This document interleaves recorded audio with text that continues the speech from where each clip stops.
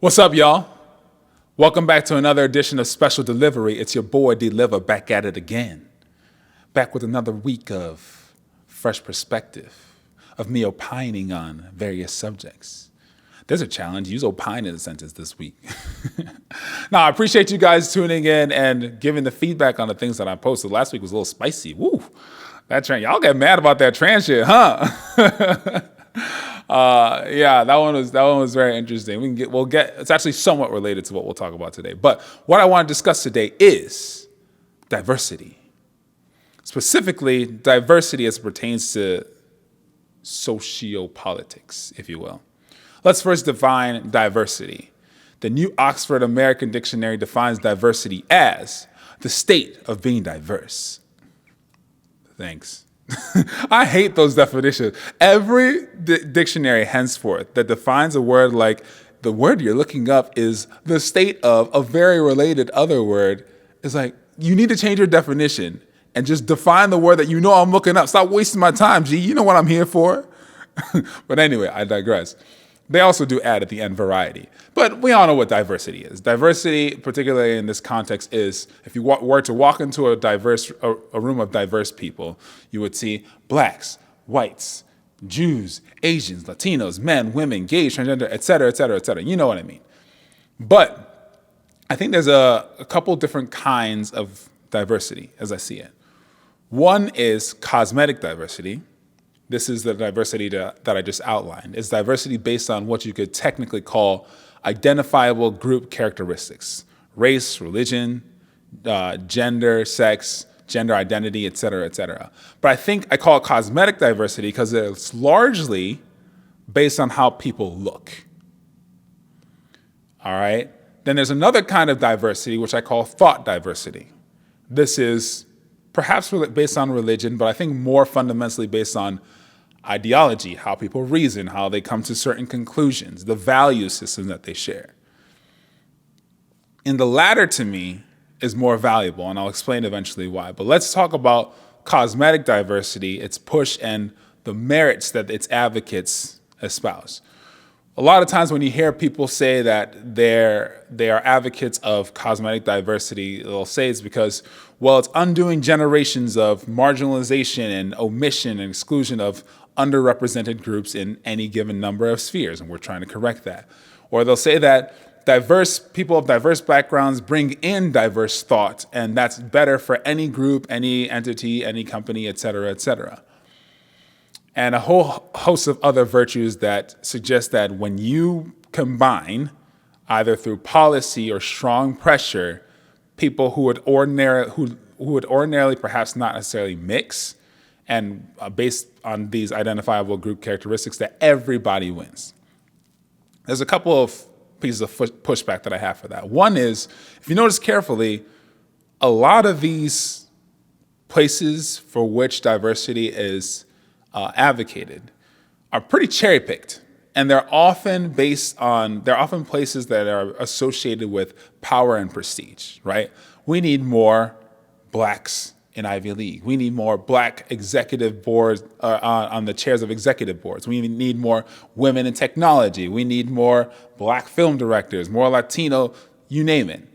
But it's always like, okay, you want more minorities in Hollywood, highly selective universities, technology companies which are dominating by many metrics the American economy and the global economy. So you want people of diverse backgrounds in places of really high esteem. You never hear people saying, we need more female sanitation workers. We need more black farmers. I think some people may say that, but this is something I think that's more dominated by white middle Americans. We need more female, you get the point. It's always places it's never places that are associated with either working class or lower class. It's like these upper echelon places that are extremely exclusive by any metric, not necessarily by these identifiable group characteristics. And my question is, well, if you're only pushing for inclusion in these places that are associated with power and esteem, it seems like it's more of a power play than it is, we just want everyone across the board to be more included. Because if you were for inclusion and diversity across the board, you would hear more vocally more of these across the board and comprehensive pushes. The other thing that I find is that people who, in these areas that are highly diverse cosmetically, I find that people tend to think very similarly. I'll add that this push for diversity typically comes from those who are left or far left of center politically and ideologically. And I find that these places that pride themselves on being highly diverse are also actually, they think very similarly, right? They're also pretty liberal. And oddly enough, there's a couple of things that I've seen play out. One is that they have very similar backgrounds. I noticed this first in college. One of my best friends and college roommates actually noticed this. He's like, everyone's always talking about diversity, but if you stop and think about it, everybody here, like, is pretty similar. They're either middle to upper class. They come from families that are usually two-parent, that highly valued education and made their children do the same thing. And most of them are liberal.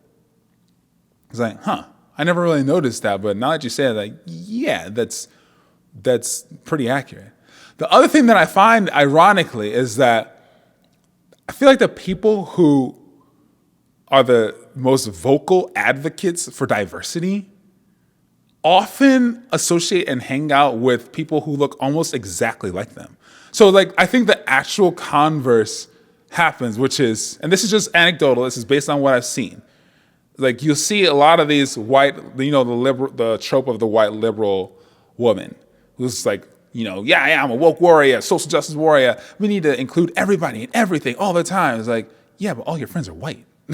All your friends are white women for the suburbs. Like, where's this action in your life? Like, yeah, but some are gay, some are bi, some are guys. It's like, but you all kind of look the same.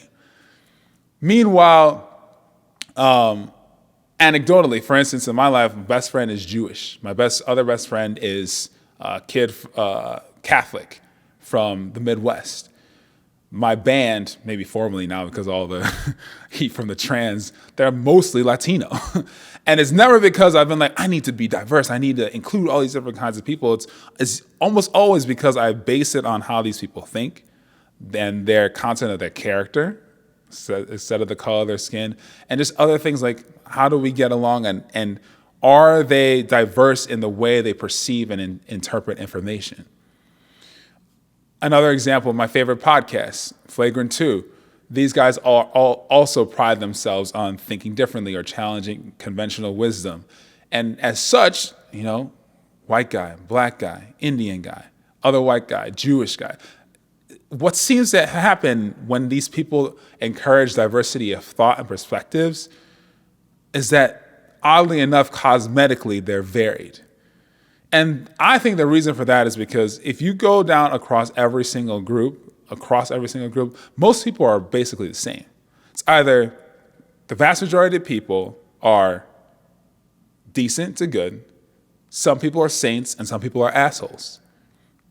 So if you are trying to say, oh, we need to make sure that all these people come together and look together, that they look different, you're not necessarily going to get the outcome that you're expecting if it's just based on that. If you base it on how people behave and how they interact with one another, I think you're going to find that you're going to find people who are crossing borders and crossing lines and want to actually interact with one another.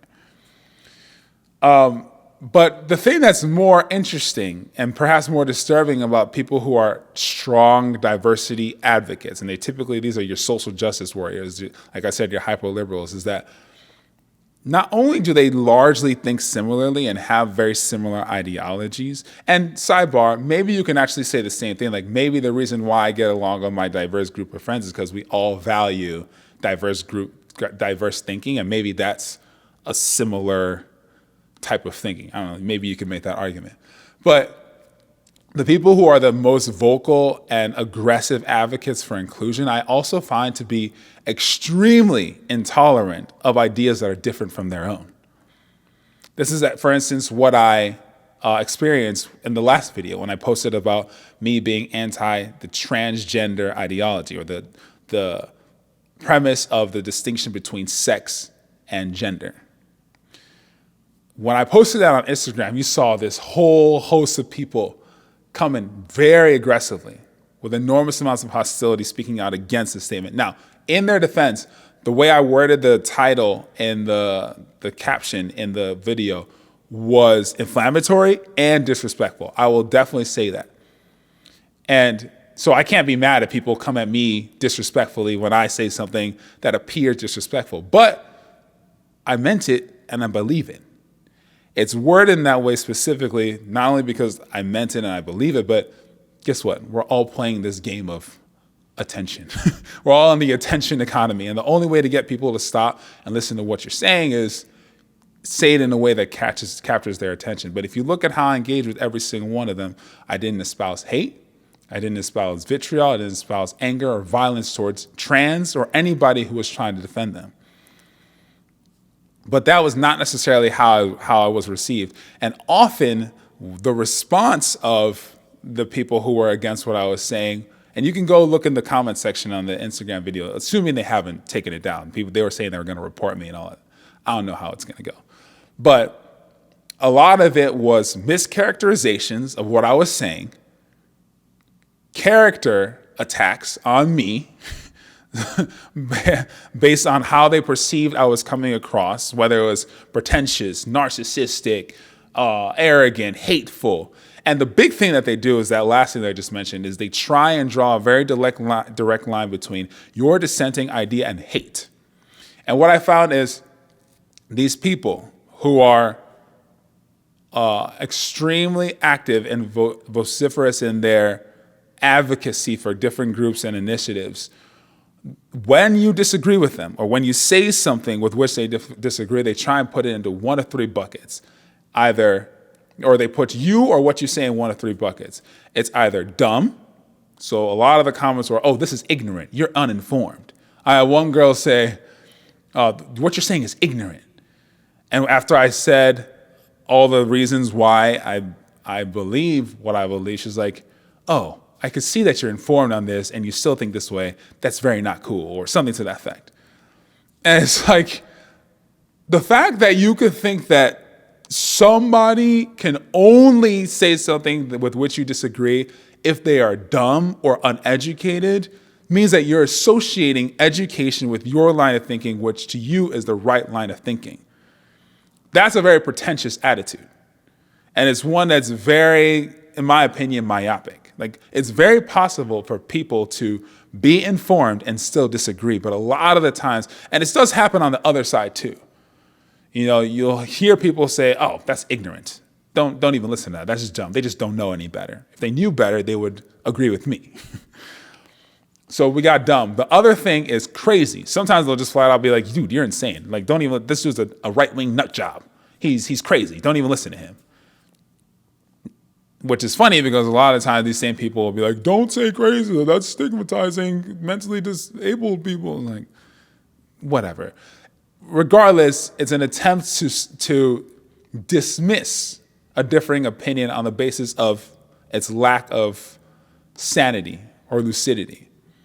The last thing they do is they try and vilify it. They say it's hateful. And that, to me, by extension, and sort of by the reasons that I laid out in the last video, is an attempt to criminalize your thought. Because if you can establish a direct line between hate, because hate is outlawed by legal codes, you can then establish an indirect, or maybe you can argue direct line towards criminality. So you said this, that's hateful, I can report you because this platform does not allow hate propaganda. You said this, that's hateful, I can take you to court, I can sue you because the courts and the legal code do not allow hate speech or hateful behavior. What you're saying is violence. What you're saying is violence. Violence is illegal. This is an assault on me and people like me. So they do all these things to get away people that think differently, no matter how informed that person is about thinking. Or in the no matter how informed they are in the conclusions at which they arrived.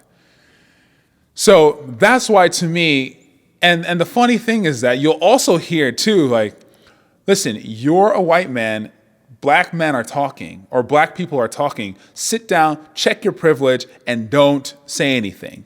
Just be informed and educate yourself on the issues. Like, you are talking about inclusion and open-mindedness, but you're literally saying because of the color of somebody's skin or their sex/gender that they cannot participate in some activity. These, by the way, these are the same people that are like, we're creating a safe space for everybody. It's like, safe space for whom? For people that agree with you. All right. So, the question I have to ask, so these are the same principles, the same bigoted, same prejudiced principles that they claim to be fighting against. All in the name of inclusion, all in the name of diversity. Now, granted, again, in this particular instance, I think in their defense, a lot of it is just, I have friends that are trans, I have friends that are this, and they see this as trans erasure. That's the other thing, which is like almost direct genocide speech. It's crazy to try and put on someone that disagrees with the way they think. But they have people that they care for deeply, and they don't like this kind of messaging being out there. So I think it does come from a place of empathy, but you also have to recognize if and when you are being hostile towards other people, if this is as inclusive as you say, no matter how much that person says that they do not hate, that they are not advocating violence, that they do not wish for anything bad to come of people, you have to look at yourself. Why are you behaving towards this way towards this person? Is it because they have a different idea? Is it because of the color of their skin? Is it because of their gender? All that seems highly hypocritical. This is why I think the more valuable diversity or type of diversity is thought diversity. If you encourage an environment or context where people can think differently, whether you disagree, and that's the really important thing, is that it's especially if you disagree with them.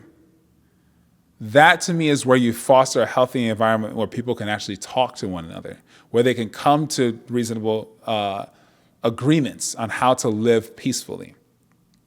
And I really strongly suspect, as anecdotal, but I strongly suspect that you're going to see more actual cosmetic diversity when you allow people of varying backgrounds varying thought patterns to engage with you. And I think one thing I'd like to correct is the idea that tolerance and acceptance. I think some people say, you have these views, you're being intolerant, you're being non-accepting.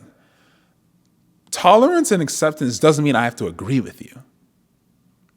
It doesn't mean I have to accept what you're saying as the truth. It just means that I have to listen to what you're saying, understand the information with which you are presenting me, and we can come to our own differing conclusions. And if I don't agree with you, that doesn't mean that I don't accept you. It just means that that's where things landed.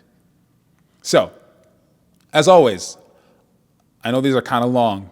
It's just kind of me yapping. But my goal, my desire is to extract how people actually and genuinely feel. How do you feel? What is the real kind of diversity? Is it this cosmetic diversity as I've described it? Do you see inherent merits to it?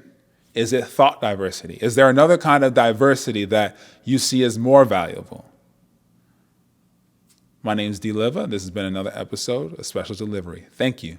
See y'all next time.